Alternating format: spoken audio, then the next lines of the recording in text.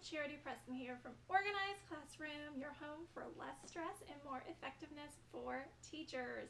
So I have a great quick tip for you today. I've received a lot of questions about packing up, the end of the year, getting organized, so that way you're not crazy, insane whenever it comes to next year.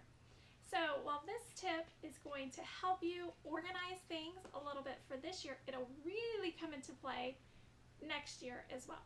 So here's what I want you to do. As you are organizing all of your different manipulatives in your closet, I like to, when I do mine, I like to put mine in basic shoe boxes.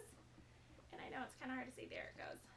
I put labels on the front of them, basic Avery labels that I just have typed, whatever it is, on the front of the box. Now, here is the key for you. As you are doing this, and yes, it's going to take a little bit of time to pull it together, then I want you to put a dot, a very specific, or a very, you want to make sure the color is nice and bright so you can see it. The word is escaping me.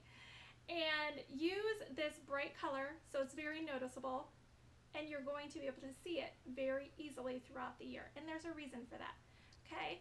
So do that, put your labels together. Seriously, Avery.com has the cutest templates. Just find the size label that you want, go on Avery.com, and they have tons of cute little designs. You just type in the word that you want, put it in your printer, and print it out. Super easy peasy. Now, instead of doing just a colored dot with a Sharpie like I did, because that's all that I had at the moment. Oh, my cat wants to come visit. You could even take like a garage sale color dot, very bright and neon. I love that as well. You could put that right underneath. So here's what you're going to do. You're going to stack all of your things on your shelf like you normally would. Now here's the key.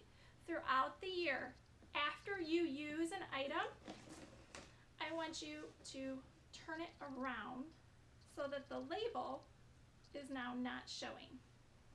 Okay, and you could even put the same label on the other side, just don't put the dot on it, perhaps. That might even be another option that you have. Okay, so go ahead and do that. Then at the end of the school year, you're going to be able to see what you didn't use the entire year. So then you have a choice. Do you give it away? Do you let someone else borrow it? Do you sell it? Do you just take it home and be done with it and bring it back next year if you need to? Those are obviously your choices. Of course, you could keep it in your supply, because I know you're saying, well, I will probably use it the next year. Then make a note of it someplace in your lesson plans from this year, what lesson you would have used it on. So that way when you look at your lessons from last year to plan next year, you'll say, oh, that's right, I have that manipulative that I forgot that I had and I never used it. So now if it's already in your plans, you've jotted that down, you'll remember to use it the next year. And guess what? If you don't use it 2 years in a row, it's time to hit the road. Truly, we have so many things and so many amazing materials, most of us do anyway, we've been blessed, to use, that we just can't get to it all. But guess what? There are some newer teachers, there are some teachers that are, in your building, maybe assistants that you have, that really could use those materials, right? So pass them along to someone else that can use them, so it's not just collecting dust in your closet instead.